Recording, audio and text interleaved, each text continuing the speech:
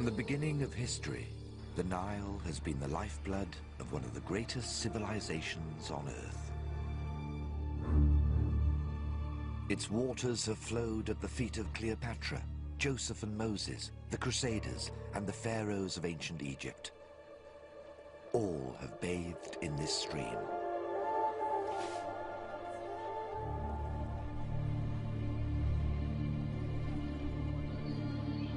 The Egyptians have always believed this river to be their own exclusive gift from the gods, and up until recently, it was allowed to flow unhindered to their lands.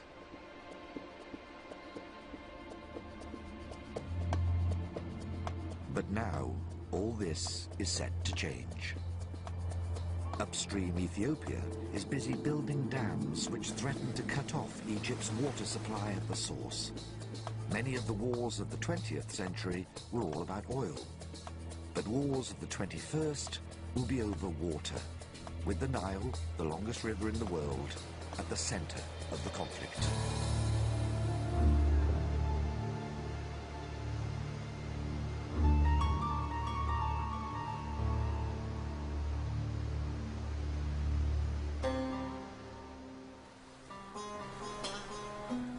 Fresh running water has always been the lifeblood of our world, but is now more precious than ever. Over the next 20 years, the amount of water available to everyone is expected to decrease by a third. But this story isn't just about water. It's about the Nile as an icon for deeply held beliefs, and about a sense of belonging which stretches back 1,000 years. This epic journey will follow the river back to its source in Ethiopia, and as the Nile winds its way back home, its waters will wash through the lives of people who cannot survive without it.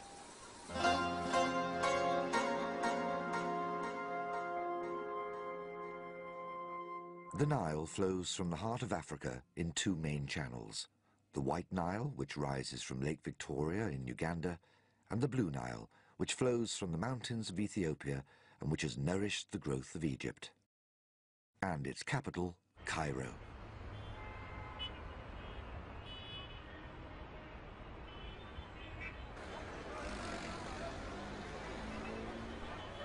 Pounding traffic and pulsating crowds form the backdrop to an exhilarating mix of present and past.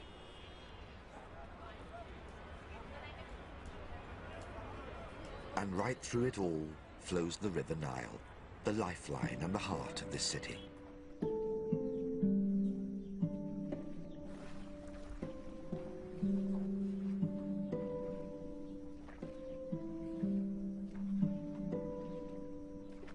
Most of the citizens here take this river for granted. For them, it's a nice place to take a walk with the family, a great location for an apartment, or just a place for a bit of peace, away from the cacophony of the streets. They probably don't even think that without this river, they wouldn't even be here.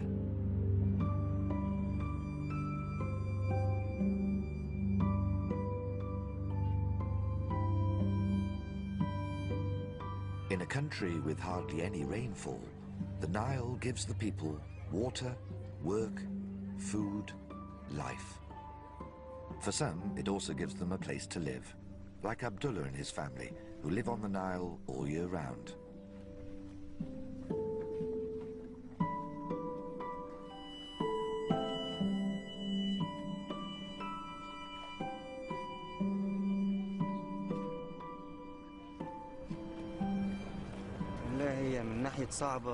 Of course, life is hard, especially when the weather is cold. Some people live very comfortably, and others have a hard life like us. But we try not to aim too high. Some people are born rich, and we are poor and humble. Such is life.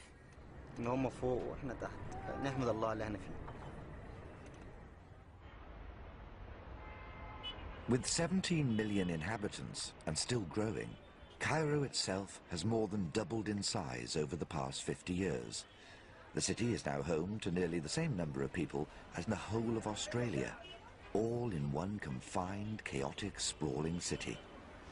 There's just not enough room here for everybody, And so some people have been pushed off the land and onto the river.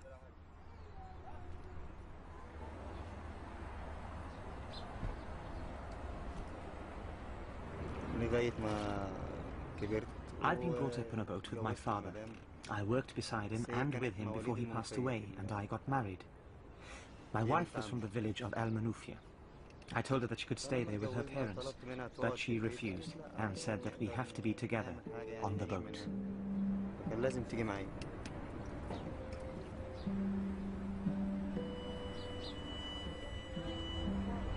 Abdullah, Safa and their young family live in a small community. These wooden boats are their homes. They fish on them by day and sleep in them at night. They get all their water directly from the river, wash their clothes, bathe their babies in it.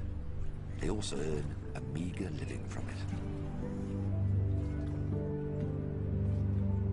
Taking home between 10 and 20 US dollars a day for their catch, Abdullah can only buy the bare necessities of life.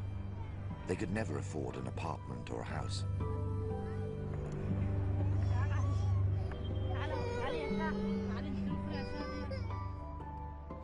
But in spite of their difficult living conditions, Abdullah still loves his life on the Nile.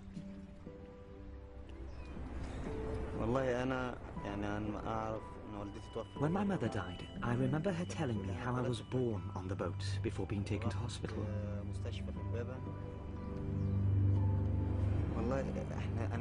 I am like a fish. You take me away from this river and I die. I love the Nile.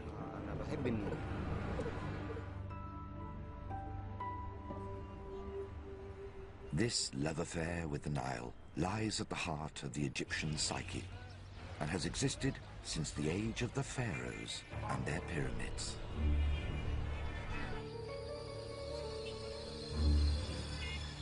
These monumental structures are about an hour's drive away from the Nile, in Giza, far enough through the pounding traffic and hot, messy Cairo suburbs to seem completely divorced from the river and its concerns.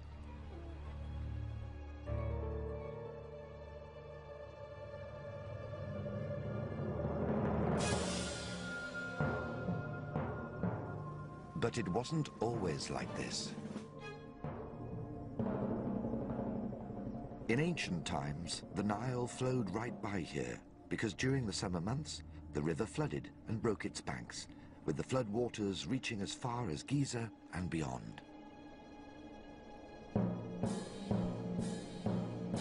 This naturally recurring phenomenon was the secret behind Egypt's success.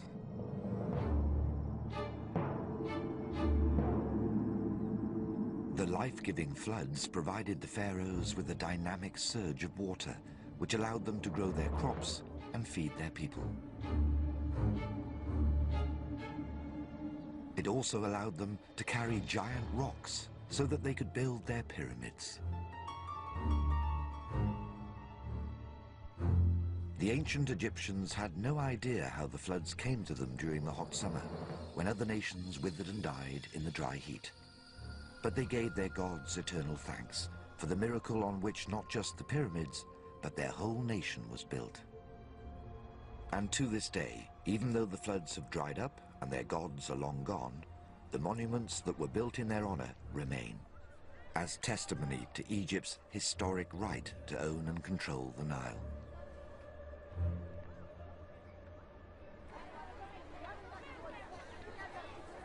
But ancient rights to the river don't always answer the needs of people.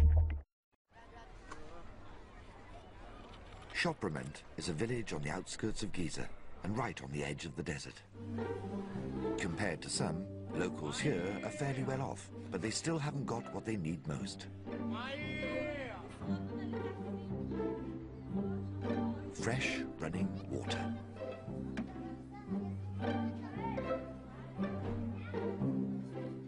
Most of the homes here have a tap, but the murky stuff that comes out of it is just too dirty to drink.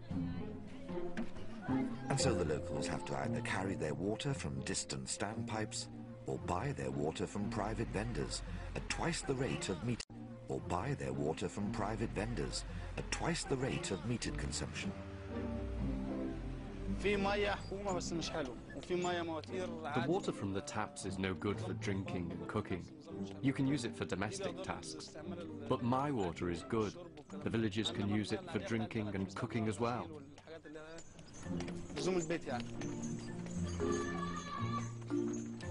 Saeed Mohammed Abdo is the local water seller. He used to have a spice stall in the local souk, but saw an opportunity to make more money, selling something far more valuable than saffron. The recent population growth in Egypt hasn't been matched by a growth in the country's infrastructure. And so, for the people living on the outskirts, like here in Shoprament, there's a desperate shortage of basic facilities. It's easy to sympathize with Egypt's need for more water, and the government is now desperately trying to find new ways of stretching the Nile's supply to satisfy the needs of its burgeoning millions. But some people say that the country's already using up more than its fair share. Its right to its own water supply is now being challenged by a desperate and determined neighbor who is prepared to go to extreme lengths to secure its own stake in the Nile. The situation's never been so volatile, and Egypt has been threatening war, with Ethiopia set firmly in its sights. The Nile in Egypt flows almost entirely through desert. Apart from the thin strips of green-watered land which border the river on either side, the whole country is made up of inhospitable wasteland.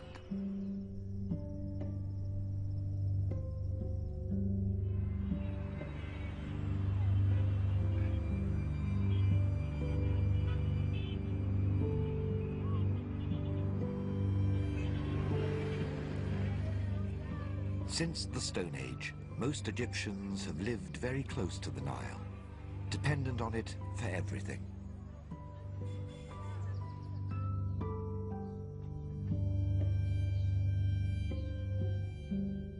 From the urban centers of Cairo and Giza, the Nile winds its way back through the flatlands of Egypt to the agricultural regions of the Nile Valley, where once again, the river plays a central role in society.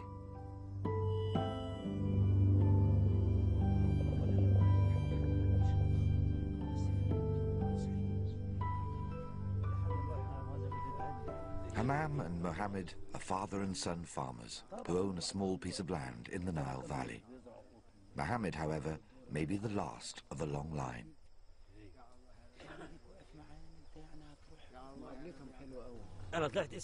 My dad is a farmer, my grandparents and my great-grandparents were farmers, and I am a farmer. Hammam and Mohammed have worked together from dawn till dusk, since Mohammed was old enough to carry a faz or a minjal.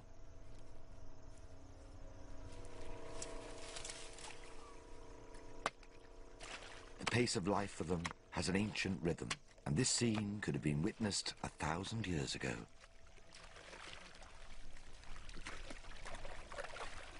They inherited their skills and their tools from their forefathers, and used the same irrigation channels and canals first commissioned by the pharaohs to ensure that the Nile never fails to reach their crops.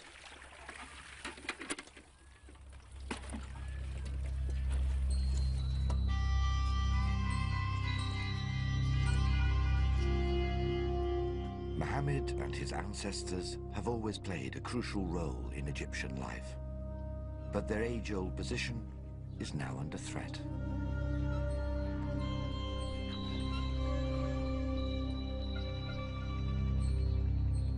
The longevity of this ancient civilization reflects more than anything else the time-honed skills of these farmers, but also the eternal fertility of its soil, a power which is unparalleled in human history.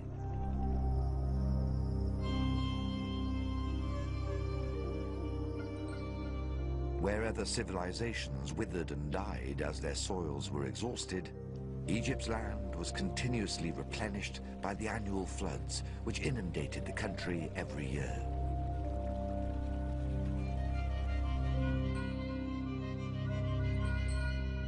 These floods had allowed the pharaohs to build their tombs, but far more importantly, they gave Egypt an annual deposit of rich and glorious mud from which they could grow an abundance of food.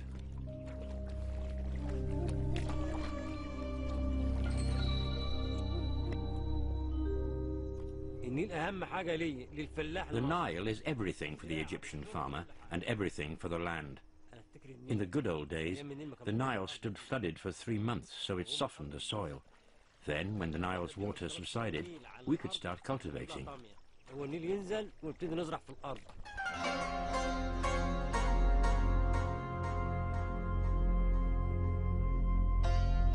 But times have changed. Huge damming projects upstream have been built to provide Egypt with a much-needed supply of electricity. But they also stemmed the flow of the river and wrecked the lives of the Egyptian farmers.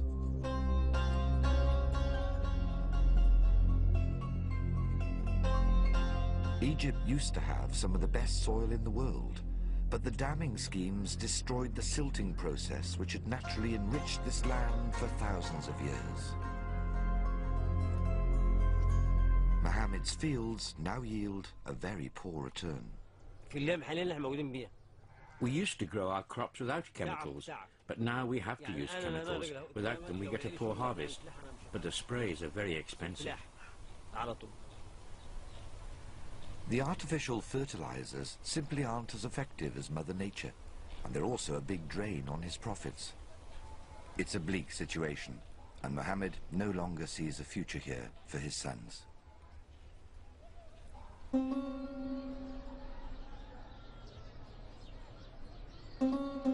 As a direct result of modern damming methods, agriculture in Egypt is in decline for the first time in its history, and farmers are being forced out of a way of life that has supported this nation for thousands of years. As the river journeys towards Egypt's southernmost border, it's hard to avoid the signs and signals that this is fast becoming a very modern nation, with tourism now replacing farming as the mainstay of the Egyptian economy, and with the old ways gradually disappearing into the sand.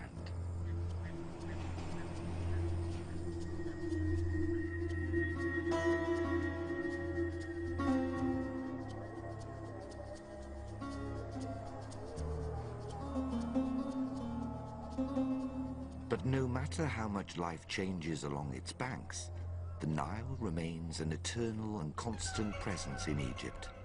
Whether people plough the land or relax in linen suits on the decks of cruise ships, the river is always close and ever present, the star attraction for locals and visitors alike.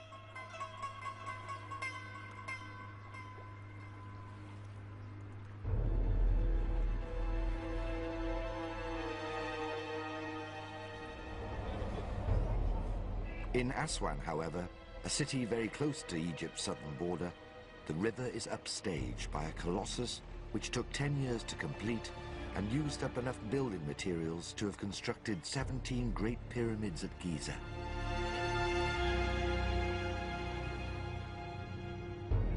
The Aswan Dam.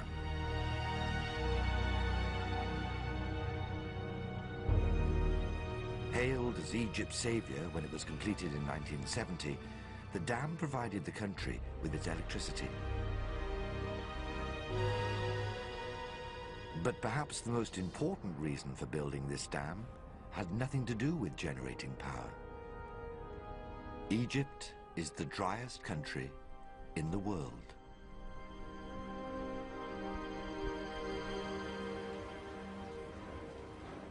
The Nile, although an almighty river, has sometimes revealed itself as an extremely vulnerable force. It is almost entirely dependent on upstream rains to feed and renew its flow. And in the past, when these failed, the Nile and the whole of Egypt also failed.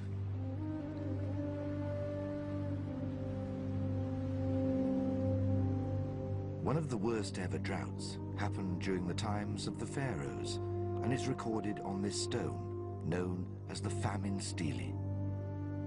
These hieroglyphs tell of a 7-year-long drought when the rains did not come, and when the Nile was turned into a mud-baked trench to receive the dry corpses of the nation.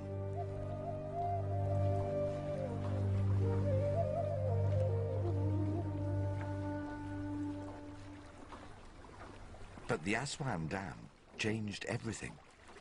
It allowed Egypt to store vast quantities of Nile water in Lake Nasser and gave the country direct control over its most precious resource.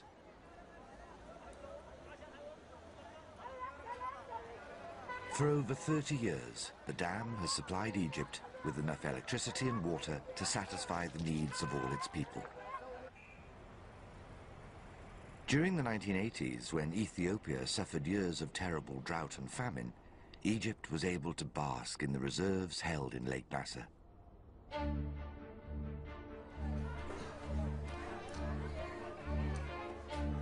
But not anymore. With 63 million inhabitants now filling up all the areas along the Nile, and with the population explosion set to continue, the Aswan Dam may not be enough to save Egypt from dying of thirst in the future.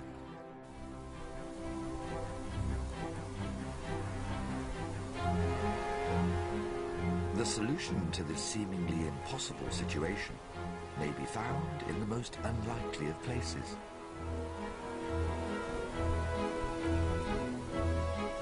The Toshka project seeks to relieve population congestion and reclaim some 4,000 square kilometers of land for agriculture by irrigating the desert.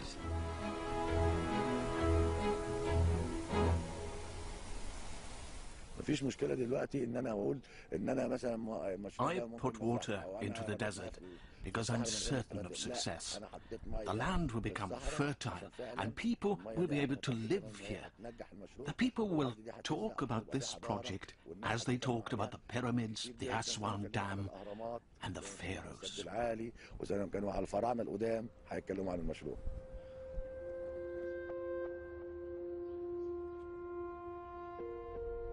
Irrigation Secretary Ahmed Mossi is the government's representative in Toshka. He believes that by diverting water from the Nile and pumping it into the middle of the desert, Egypt's future will be assured. But to turn Toshka from desert to settlement requires an extra 5 billion cubic liters of water every year.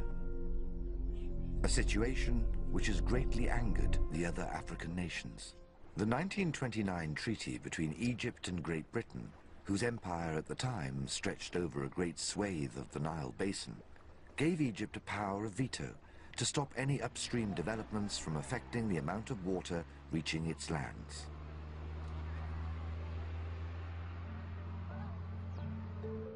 In return for cotton and an easy trade route to India, the British gave Egypt full control of the river and a lion's share of its flow.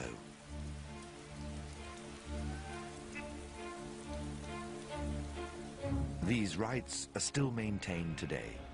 Whilst other nations are prevented from harnessing a single drop of the Nile, Egypt is now diverting even more of this precious river to grow crops in the middle of the desert.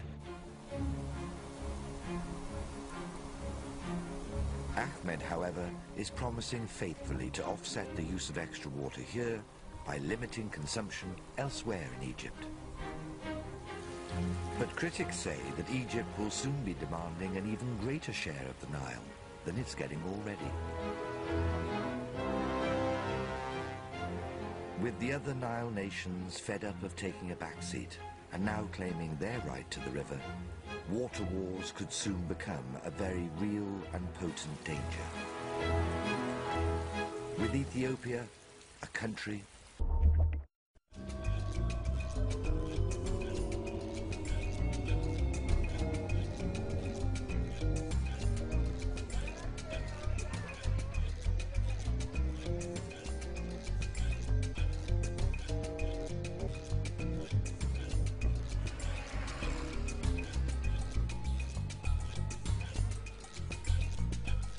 From Egypt, the Nile snakes back through the deserts of the Sudan before splitting into two separate streams. From this point, the Nile becomes two rivers: the White Nile, with its source in Uganda, and the more powerful Blue Nile. The Nile flows from the heart of Africa in two main channels: the White Nile, which rises from Lake Victoria in Uganda, and the Blue Nile, which flows from the mountains of Ethiopia and which has nourished the growth of Egypt. And its capital, Cairo.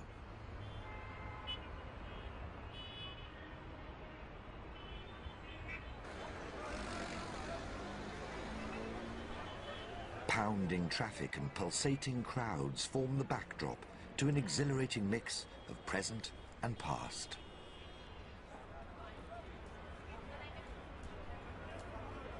And right through it all flows the River Nile, the lifeline and the heart of this city.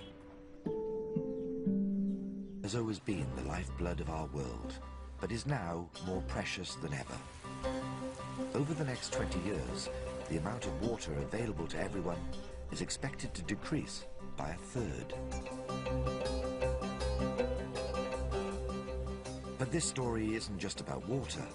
It's about the Nile as an icon for deeply held beliefs, and about a sense of belonging which stretches back 1,000 years.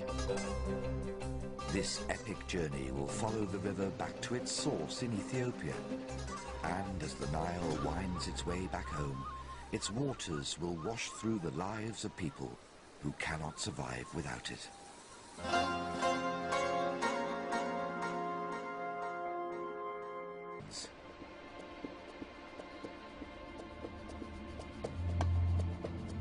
But now, all this is set to change.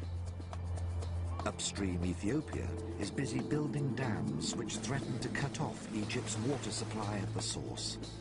Many of the wars of the 20th century were all about oil.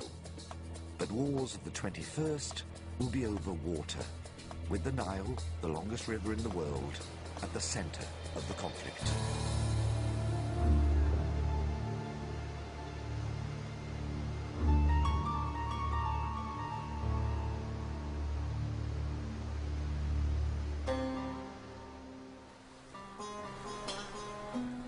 Fresh running water.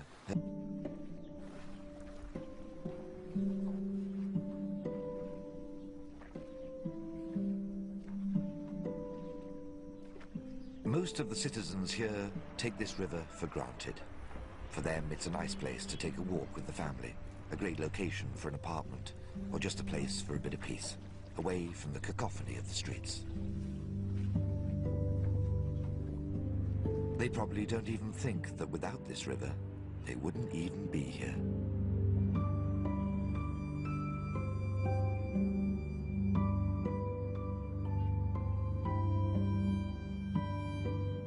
In a country with hardly any rainfall, the Nile gives the people water, work, food.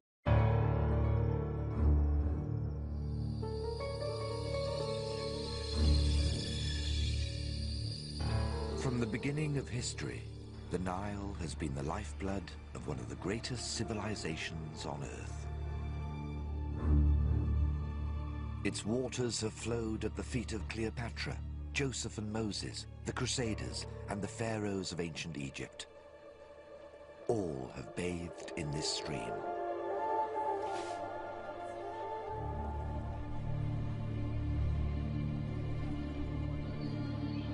The Egyptians have always believed this river to be their own exclusive gift from the gods, and up until recently, it was allowed to flow unhindered to their land.